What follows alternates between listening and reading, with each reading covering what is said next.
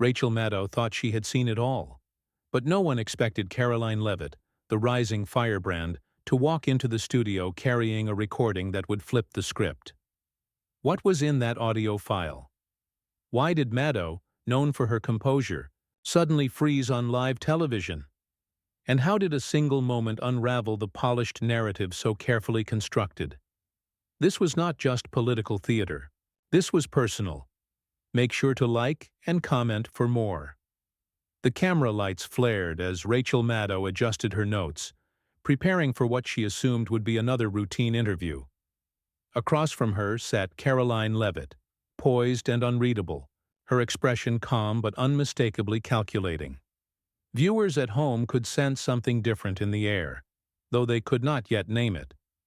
It was in the way Leavitt did not flinch. It was in the way Maddow, normally in full control, seemed ever so slightly on edge. Why was Karoline so confident? What did she know that Rachel did not? And why did she reach for her phone, mid-interview, like someone about to detonate a political bomb? The segment was meant to be a discussion on recent policy fallout, another crossfire of opinions and polished sound bites. But Leavitt had another plan. She had spent the last week reviewing footage, verifying timelines, and confirming voices. What she carried in her phone was more than a recording. It was leverage. It was, perhaps, the undoing of someone far more powerful than anyone in the studio realized. Maddow leaned in, curious but guarded. "You've said in recent statements that members of the administration are not being honest with the public. What proof do you actually have, Karoline?" A beat passed. Leavitt tilted her head slightly as if weighing how far she should go. And then, with quiet resolve, she said, "I have the audio, and it's not just hearsay. It is a direct conversation. Off camera, off record, but very real." The temperature in the studio dropped. Rachel, momentarily stunned, blinked. "Audio of who?" Karoline's voice was steady. "You'll recognize the voice, but the viewers deserve to hear it, not just take my word." She tapped her phone, and the studio filled with the cold, unmistakable sound of a recording. A voice, authoritative and familiar, began speaking. It was the voice of a senior official, someone the public trusted. And they were saying things that contradicted every statement issued in the past 3 weeks.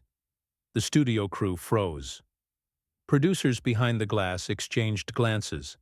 Rachel's eyes narrowed. She didn't interrupt the playback. She didn't smirk or fire back with a clever retort. For the first time in the interview, she just listened. Why was Maddow silent now? What was she hearing in those words that changed the tone so completely? And why had this recording never surfaced until now? The clip ended. Karoline looked straight at Rachel. "Now you know.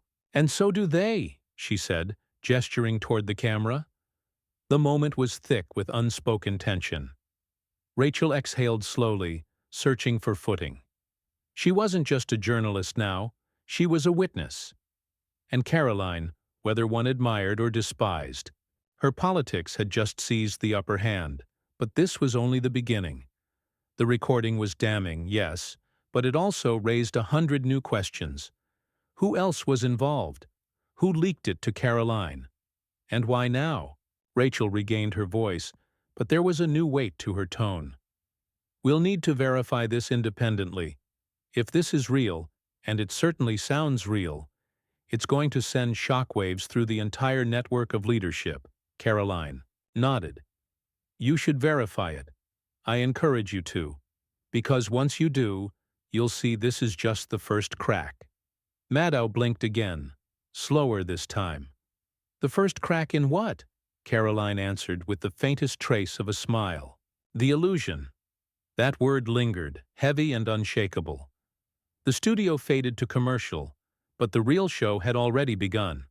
When the cameras returned, everything had changed. Rachel Maddow, still seated across from Karoline Leavitt, no longer wore the quiet confidence of a host in control. Her voice was composed, but her eyes flickered with something else. Urgency, maybe even fear.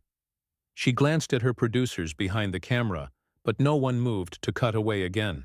The broadcast was live, and there was no undoing what the audience had just heard. In homes across the country, jaws were dropping. Phones were lighting up with texts and calls. Who recorded that audio? Why was it so specific, so damning, and so perfectly timed? What did this mean for those who had relied on the official narrative? Rachel tried to pivot.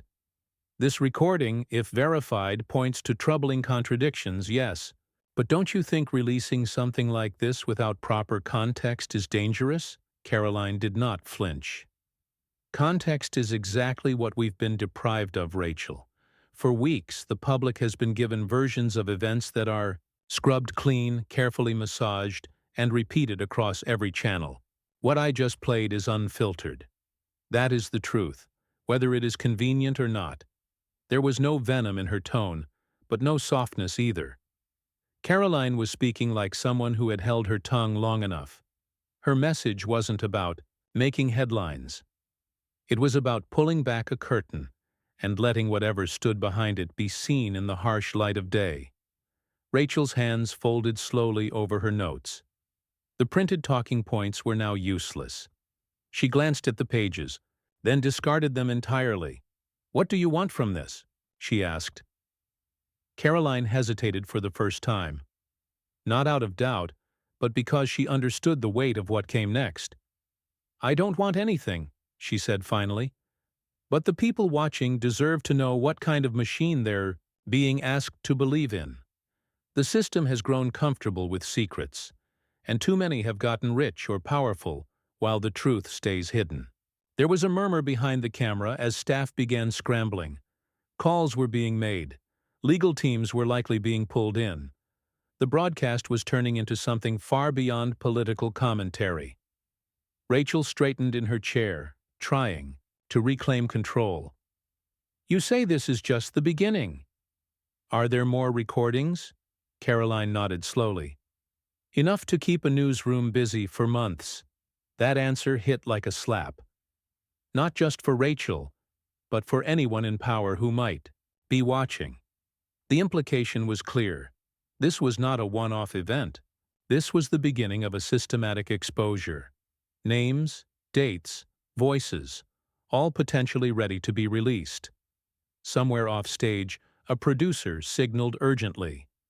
Maddow was told through her earpiece that network executives were watching in real time. This was now a liability, but also the highest-rated moment in weeks.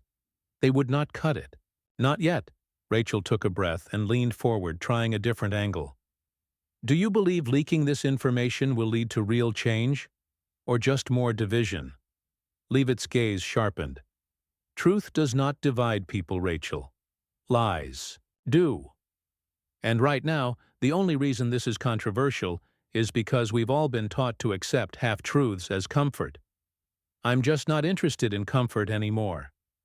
The audience at home could feel it. This was not about party lines or media rivalries. This was personal, and it was turning public. Some viewers were enraged, others electrified, but none could look away. Then, without warning, Rachel pivoted. "Where did you get it?" Karoline did not answer right away. Her silence was deliberate, tactical, and in that pause, the studio lights seemed to dim just slightly. "If I told you," she said finally, "you'd be obligated to pursue them. And that's not what this is about. It's not about the leaker. It's about the content. It's about what we've all allowed to go unchecked." Rachel leaned back, the line of questioning defeated. It was clear now. Karoline had come prepared not just for an interview, but for a confrontation. And she was not backing down. Outside the studio, newsrooms were already reacting. Headlines were being drafted. Politicians were texting aides in panic. Within 30 minutes, the story would leap from a clip on Maddow's show to the front page of every outlet in the country. And deep inside government offices, phones were ringing without pause. Because those who recognized the voice in the recording knew this wasn't just controversial. It was dangerous. By morning, the country was no longer asking if the recording was real. It was. The voice had been matched, the context confirmed. What Karoline Leavitt had dropped in that studio was not a stunt. It was evidence. And it had torn through the political landscape like a blade through fabric. Rachel Maddow did not speak publicly that night.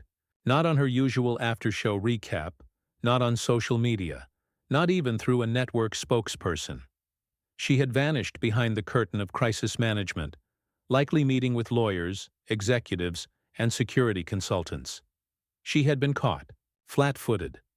Worse, she had been caught trusting that she was still in control of the conversation. But Karoline? She had never been more visible. By mid-morning, every major outlet had picked up the story. Leavitt's name trended nationwide, followed by the label, "The Whistleblower's Whistleblower." It wasn't a title she asked for. It was one the public gave her, and it came with a price. Security details were tightened. Staffers were vetted. Her family, friends, and even former colleagues were suddenly under a microscope. Yet through all of it, Karoline remained stone-faced. She had already decided something in her mind. She would not be afraid of consequences born from truth. In Washington, committee chairs called for closed-door hearings. Press secretaries dodged, deflected, and scrambled to draft revised timelines. But no revision could erase the voice on that recording or the chilling way it confirmed what many had suspected but never dared to say out loud. Karoline sat for another interview that evening, this time with a far less adversarial host. The questions were softer, the tone more sympathetic, but Karoline stayed consistent. She refused to shift into victimhood. "I didn't come forward to be admired," she said calmly. "I came forward because silence is complicity. And complicity is how this entire machine has survived for so long." Yet behind her clarity was a brewing storm. The official heard on the tape had not spoken publicly. Their legal team issued a vague statement condemning the misuse of private audio and hinting at serious legal implications for all involved. But Karoline had anticipated that. She was already prepared with transcripts, context logs, and witnesses willing to verify the authenticity of every word. Still, pressure mounted.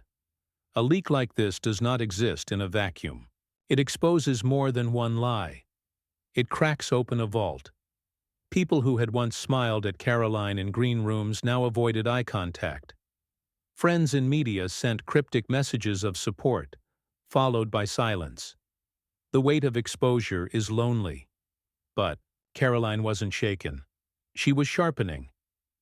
Meanwhile, Rachel Maddow re-emerged, this time not as the composed interviewer, but as a witness to a storm she had helped unleash.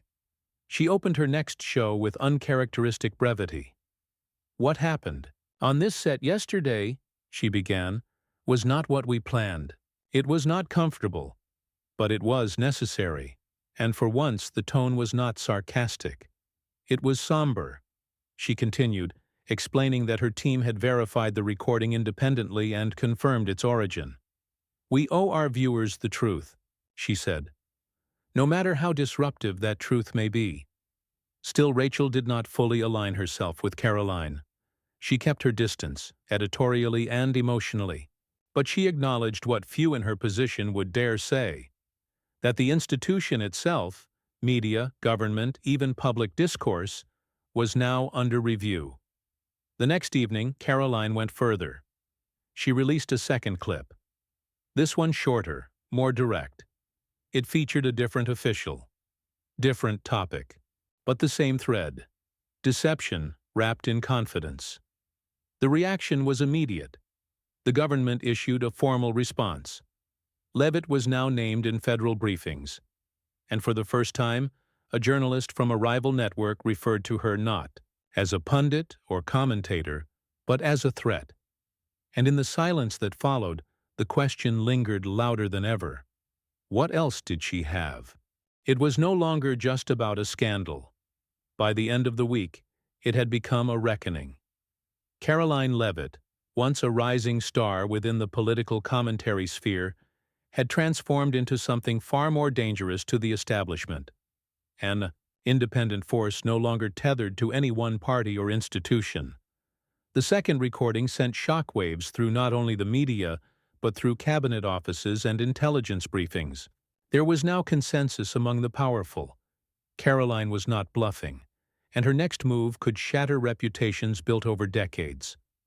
For the first time in her career, Rachel Maddow found herself trailing the story she once thought she could control. She had started the week expecting a routine sparring match. Instead, she had become a landmark in the unraveling of something far more consequential than party politics. Leavitt's team, quiet but precise, began laying the groundwork for what they were now calling the archive. It was a term whispered among reporters and speculated on by pundits. The archive, according to Karoline's own cryptic posts, was not a file drop, but a mirror. What did that mean? What was in it? And more terrifyingly, who was in it? That's when the unthinkable happened.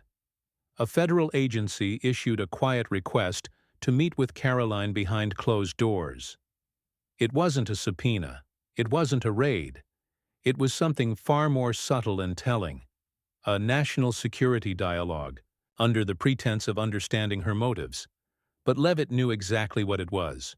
They wanted to find out how much she knew, how far her reach extended, and whether she could be contained without making her a martyr. She declined the meeting. That single refusal changed everything. The gloves came off. Overnight, headlines turned. Pundits questioned her judgment. Why not cooperate? They asked.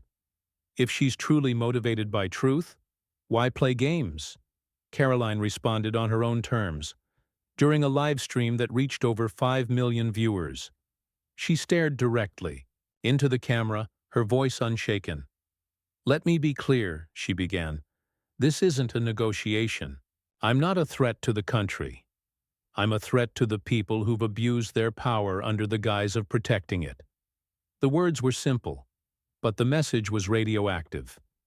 Across town, Rachel Maddow was reportedly locked in discussions with her producers. Her team debated whether to invite Karoline back for a follow-up appearance. The ratings had been extraordinary, the controversy unmatched.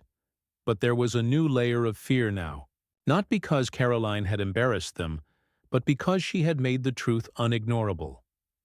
Networks were divided. Politicians were retreating. Even allies of the people implicated in the recordings began quietly stepping away, issuing vague statements about transparency and accountability. The damage was spreading, and Karoline's silence on what would come next only made it worse. Then came the third tape. Unlike the others, this one featured not just a conversation, but a strategy session. Recorded inside a secure building, it revealed a well-organized plan to mislead the public on a major policy issue, complete with mock press responses and falsified data sets. The voices were unmistakable, the intent chilling, and the consequences now unavoidable. Within hours, the Department of Justice announced an inquiry. Lawmakers demanded to know how this recording was made, who had access, and whether Karoline herself was working alone. She wasn't. That night, she confirmed what many had feared. She was not the sole source. She was part of a network, unpaid, unaffiliated, and unwilling to stay silent. The revelation stunned even those who had supported her. This was not a leak. It was a movement. Rachel Maddow once again returned to the air, this time visibly shaken. Her commentary was scattered, and for the first time she publicly questioned the very structure of the media apparatus she operated within. Maybe the real story here, she admitted, isn't the recordings themselves. Maybe it's what we didn't want to see until someone forced our eyes open. The audience watched, unsure of what they were witnessing. A host questioning her own platform, a government on the defensive, and a former commentator turned national. Catalyst for truth. And as Karoline prepared her next move, one thing became clear. This was not about exposing the system anymore. It was about breaking its illusion entirely. The illusion had cracked, and now it was collapsing. By the time Karoline Leavitt stepped back into public view, she was no longer a political figure. She had become something rarer, a disruptor who could not be dismissed. She was not backed by donors, not driven by election cycles, not even interested in television fame anymore. She had moved past commentary. She had become a reckoning in human form. The fourth and final recording was not released in a dramatic fashion. There was no press conference, no premiere.